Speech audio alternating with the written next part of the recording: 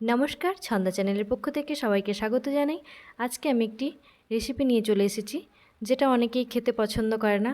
বাচ্চা, বড়রা অনেকেই পছন্দ করে না এই জিনিসটা। তো আমি যেভাবে রান্না করব, এটা নিশ্চয়ই তোমাদের ভালো লাগবে। আর যদি ভালো লেগে থাকে তো একটা লাইক, কমেন্ট, সাবস্ক্রাইব করতে ভুলবে না। পাশে বেল আইকনটি প্রেস করতে ভুলবে না। নোটিফিকেশান সবার আগে তোমার কাছে পৌঁছাবে। তো চলো, আমি এখানে কিছু কুদরি নিয়েছি। তো এগুলোকে ভালো করে ধুয়ে পরিষ্কার করে আমি নিয়েছি। আর একটা মাঝারি সাইজের আলু নিয়েছি। তো এগুলোকে আমি কেটে নেব। তো চলো তোমরা দেখতে থাকো আমি কিভাবে কেটে নিই। তো আমি এখানে কেটে নিয়েছি ছোট ছোট গোল গোল করে। আর এখানে আলুটাকে আমি ছোট্ট ছোট করে টুকরো করে কেটে নিয়েছি। তো কুদরিগুলো যেভাবে কেটেছি নিশ্চয়ই তোমরা দেখে বুঝতে পারছো আমি কিভাবে কেটেছি। তো এইভাবে কেটে নেবে। তো আর এর সঙ্গে আমি এটাকে আমি ভাজা করব। তো অনেকেই গরম ভাতের সঙ্গে খেতে পছন্দ করবে তোমরা। তো চলো, আমি এখানে কড়া চাপিয়ে দিয়েছি। তো এখানে আমি কিছু তেল দিয়ে দিচ্ছি, কিছুটা পরিমাণ।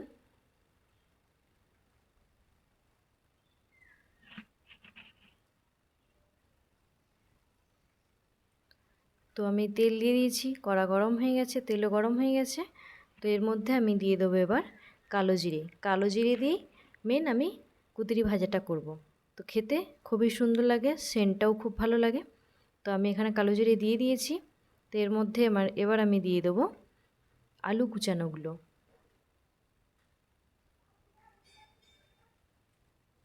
তো আলুগুলো আমি এখন দিয়ে দিচ্ছি।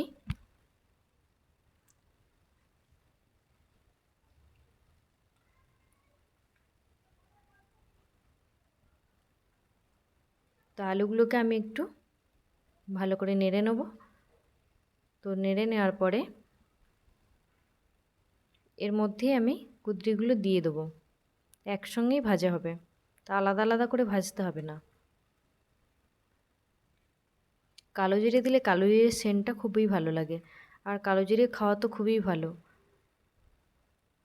তো এর মধ্যে আমি এবার কুদরিটা দিয়ে দেবো। তো এখানে আমি কুদরিটা দিয়ে দিলাম।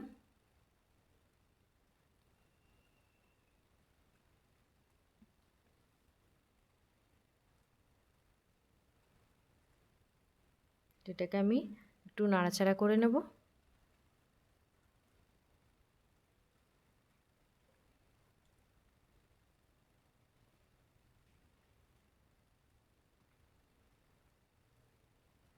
এর মধ্যে এবার আমি লবণ দিয়ে দেব। তারপরে হলুদ দেব। তো আমি হলুদ দিয়ে দিলাম, লবণ আর হলুদ একসঙ্গে দিয়ে দিলাম। তো এবারে এটাকে আমি নেড়ে নেব, মিশিয়ে দেব সবটাতে যাতে নুন মিশে যায়।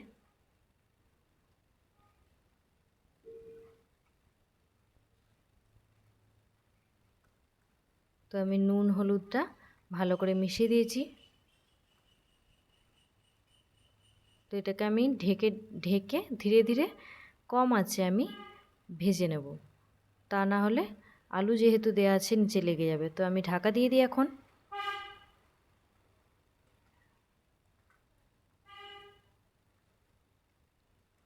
তো কিছুক্ষণ সেদ্ধ, এটা ভেতরে ঢাকা আছে মানে এটা সেদ্ধ হয়ে গেছে অনেকটাই, ভাজাও প্রায় হয়ে গেছে।